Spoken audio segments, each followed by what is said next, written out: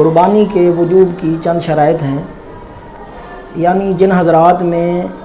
یہ شرائط پائی جائیں شرعاً ان پر قربانی واجب ہے۔ سب سے پہلی شرط مسلمان ہونا،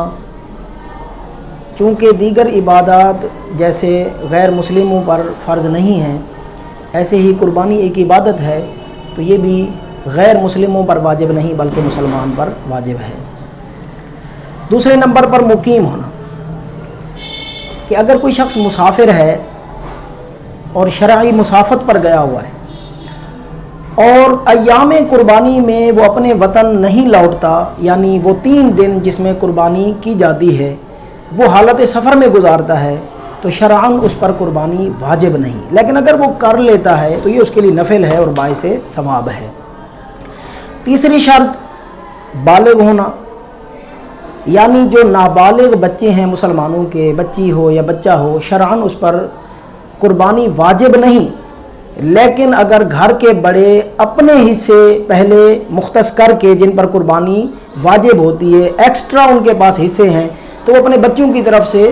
وہ قربانی کر دیں تو یہ بہتر اور افضل ہے۔ ایسے ہی ایک شرط ہے عاقل ہونا، یعنی گھر میں اگر کوئی افراد معاذ اللہ پاگل ہیں اور ان کی عقل کھو گئی ہے تو ان پر بھی شرعاً قربانی واجب نہیں ہے۔ اور ایسے ہی مالک نصاب ہونا یہ بھی شرط ہے، اور نصاب جو ہے وہ جو صدقہ فطر کے لیے ضروری ہے، ایسے ہی قربانی کے وجوب کے لیے ویسا ہی نصاب ہونا یہ لازم اور ضروری ہے۔ اب وہ نصاب کتنا ہے؟ نبی پاک صلی اللہ علیہ وآلہ وسلم کے زمانہ اقدس میں جو نصاب مقرر کیا گیا، چونکہ اس وقت کرنسی درہم اور دینار کی صورت میں رائج تھی، اس لیے نبی علیہ السلام نے 2 صورتوں میں کرنسی بیان فرمائی کہ یا تو اس کے پاس 200 درہم ہوں جو کہ چاندی کے ہوتے تھے، یا 20 دینار ہوں جو سونے کے ہوتے تھے۔ موجودہ پیمانے کے مطابق 200 درہم وہ 52.5 تولہ چاندی بنتی ہے اور 20 دینار یہ 7.5 تولہ سونا بنتا ہے۔ لیکن جن لوگوں کا نصاب مکس ہو، یعنی کچھ چاندی ہو، کچھ سونا ہو، کچھ پیسے ہوں، کچھ مال تجارت ہو، یعنی وہ مال جو اس نے بیچنے کی غرض سے خریدا ہو، تو ایسی صورت میں فقراء کا جہاں زیادہ فائدہ ہو وہی نصاب مختص کیا جاتا ہے، اور وہ چاندی کا نصاب ہے جو کہ 52.5 تولہ چاندی بنتی ہے۔ لہٰذا جس بندے کے پاس 52.5 تولہ چاندی یا اس کی قیمت جو کہ تقریباً موجودہ ریٹ کے مطابق 45 سے 50 ہزار کے لگ بھگ ہے، اتنی مالیت کی چاندی ہو یا سونا ہو، یا کچھ چاندی ہو کچھ سونا ہو، کچھ ایسا مال ہو جو اس نے بیچنے کی غرض سے خریدا ہو، وہ جو بھی مال ہو، ان کی مالیت کو اگر شمار کیا جائے اور وہ 45 سے 50 ہزار کے لگ بھگ ہے تو اس پر قربانی واجب ہوگی۔ اب ایسے ہی گھریلو سامان، سردیوں کے گرمیوں کے جو کپڑے ہیں وہ شمار نہیں کیے جائیں گے۔ شادی بیاہ خوشی غمی میں جو آپ کپڑے یعنی استعمال کرتے ہیں پہنتے ہیں، وہ بستر کی صورت میں ہیں یا ویسے ہی لباس ہیں آپ کے جو آپ استعمال کرتے ہیں، وہ شمار نہیں کیے جائیں گے، لیکن آپ کے پاس اضافی کپڑے رکھے ہوئے ہیں جو آپ پہنتے نہیں ہیں بالکل، نہ سردیوں میں نہ گرمیوں میں نہ شادی میں نہ غمی میں، بالکل استعمال کے نہیں ہیں، تو ان کی قیمت جو موجودہ ہوگی وہ قیمت بھی شمار کی جائے گی۔ اگر وہ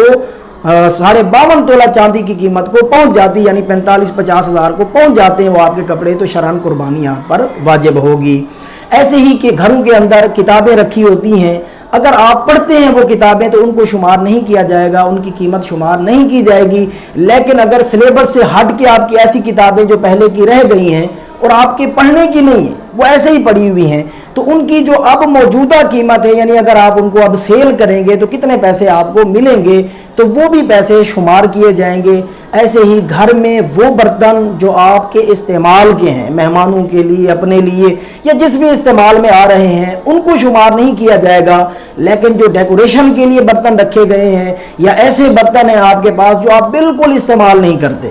تو ان برتنوں کی قیمت کو بھی شمار کیا جائے گا۔ یہ ساری چیزیں اگر آپ کی 45-50 ہزار کی رقم کو پہنچ جاتی ہیں تو قربانی آپ پر واجب ہوگی۔ ایسے ہی سواریاں ہیں، موبائل ہیں، جو بھی استعمال کی چیزیں ہیں، جو آپ کے استعمال میں ہیں، ضرورت آپ کی پوری کر رہے ہیں، تو وہ تو آپ کی حاجت اصلیہ میں داخل ہیں، لیکن آپ کے پاس ایکسٹرا موبائل پڑے ہوئے ہیں یا ایکسٹرا گاڑیاں ہیں آپ کے گھر کے اندر، تو ان کی قیمت جو موجودہ ہے اس کو بھی شمار کیا جائے گا۔ اگر وہ نصاب کو پہنچ جاتی ہے، یعنی 45-50 ہزار تک وہ پہنچ جاتی ہیں یہ چیزیں، تو شرعاً آپ پر قربانی واجب ہے۔ اب چیک کرنے کے لیے سب سے بہترین طریقہ یہ ہے کہ ہر کوئی اپنے گھر کے اندر جتنے بھی بالغ افراد ہیں،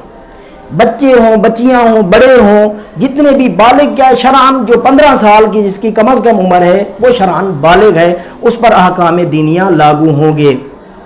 تو 15 سال کی عمر سے لے کر جتنے بھی افراد ہیں ان سب کی مالیت کو دیکھا جائے کہ ان کی ملک میں آیا کہ 45-50 ہزار کی چیزیں جو اس کی حاجت اصلیہ استعمال کی چیزوں کے علاوہ ہیں، تو جن جن کی یہ چیزیں یا نقدی یا سونا چاندی اتنی قیمت کو پہنچ جائے تو شرعاً ان پر قربانی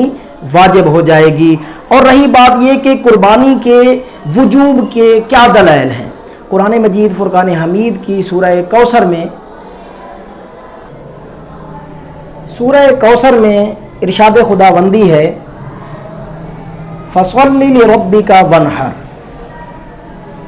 اے میرے حبیب کریم آپ اپنے رب کے لیے نماز پڑھیے اور قربانی کیجیے۔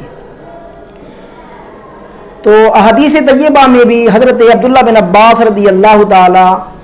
عنہ سے مروی ایک حدیث ہے، نبی پاک صلی اللہ علیہ وآلہ وسلم نے ارشاد فرمایا